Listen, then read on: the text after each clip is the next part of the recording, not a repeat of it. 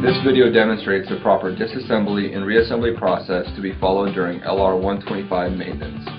The specially engineered flow path, metal plug, and supported diaphragm design makes the LR125 highly resistant to damage and allows smooth performance under a wide range of process conditions. Maintenance of your LR125 should be conducted in accordance with your process conditions and maintenance guidelines.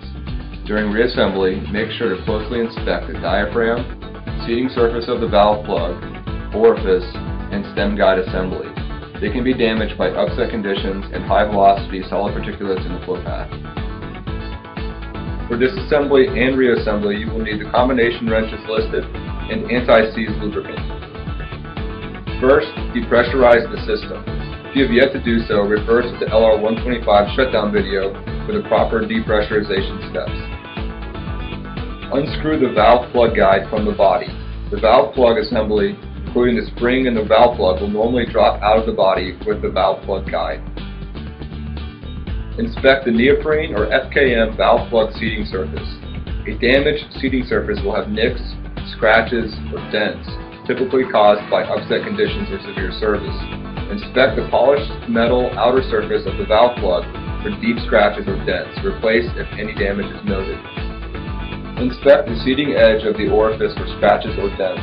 Damage to either the soft seating surface or orifice will prevent the Type 95 from achieving proper lockup and can adversely impact performance. Replace if any damage is noted.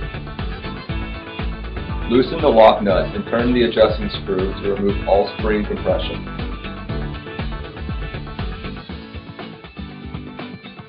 Remove the diaphragm case cap screws and lift off the diaphragm case.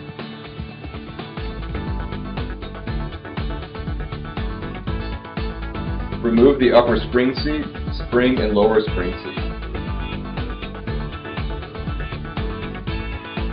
Remove the diaphragm and examine for damage.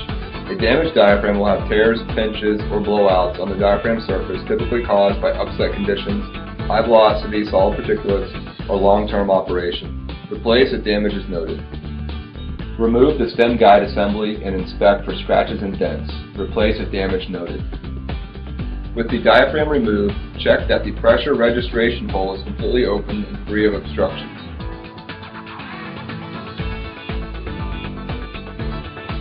For reassembly, begin by installing the stem assembly and the diaphragm. Lines on the diaphragm, if present, should face up toward the spring case.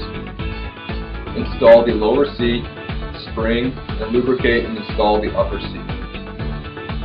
Install the diaphragm case and tighten all screws in an even crisscross pattern to prevent damaging the bonnet. Using a torque wrench, tighten to 10 to 13 foot-pounds. Install the valve plug guide, including the valve plug spring and valve plug. Using a torque wrench, tighten to 70 to 90 foot-pounds. Turn the adjusting screw to produce the desired outlet pressure. Tighten the lock nut to maintain the desired setting. Your LR125 is now ready for operation. Thank you for choosing Fisher Regulator Technologies. If you have any questions, contact your local Fisher representative or visit us online.